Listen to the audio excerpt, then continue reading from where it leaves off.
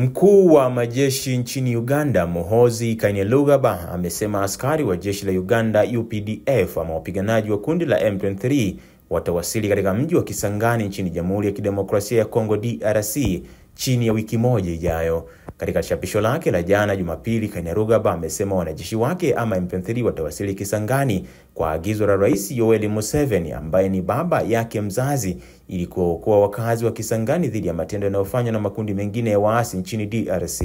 Wanajeshi wa Uganda wapo nchini DRC kwa ushirikiano na jeshi la FARDC kupambana na makundi mengine ya waasi likiwemo lile la Codeco. Si mara ya kwanza kwa mkuu huyo wa jeshi nchini Uganda kutoa kauli za kutatanisha kwa kutumia akaunti yake ya mtandao wa X, zamani Twitter. Licha ya wapiganaji wa M23 kuwasili katika mji kadhaa ya mashariki mwa DRC, hawajaonyesha nia ya kutaka kudhibiti jiji la kimkakati la Kisangani. M23 awali ilidai kuwa inapanga kujiondoa katika mji wa Walikale ili kutoa nafasi ya mazungumzo na serikali ya Rais Felix Tshisekedi. Hata hivyo, bado hakuna dalili za kuanza kujiondoa katika mji huo. M23, kundi la waasi wa DRC linalodaiwa kuungwa mkono na Rwanda, limechukua udhibiti wa maeneo makubwa mashariki mwa DRC kati ya miezi ya hivi karibuni, kama mji wa Goma, Bukavu na Walikale. Hata hivyo, haijatoa ishara zozote za mipango ya kusonga mbele hadi Kisangani, jiji la kimkakati lililopo katikati mwa DRC.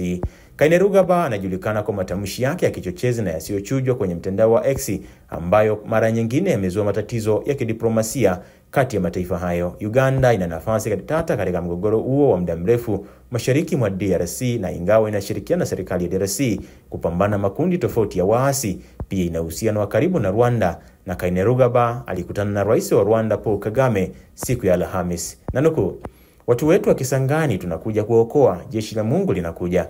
Kainerugaba aliandika kwenye mtandao huo wa X, huku akiongeza, ndani ya wiki moja aidha M23 au UPDF, jeshi la ulinzi la wananchi wa Uganda, litakuwa Kisangani kwa amri ya Yoweri Museveni, amiri jeshi mkuu wa UPDF. Mwisho wa kunukuu. Kuchukuliwa kwa Kisangani na M23 kungesababisha kuongezeka kwa mgogoro, kwani kunaweza kuliingiza kundi hilo ndani zaidi ya ardhi ya DRC.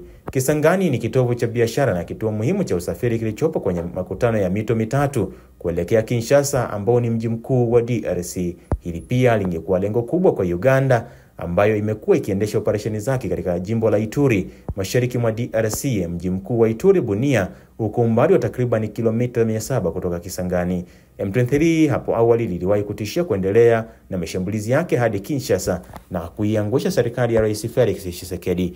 Endelea kufuatilia Mwananchi Digital kwa mwendelezo kuhusiana na mzozo huo unaoendelea kati ya waasi wa M23 na kundi la ama jeshi la Jamhuri ya Kidemokrasia ya Kongo la FARDC. Jina langu ni Mgongo Kaitira.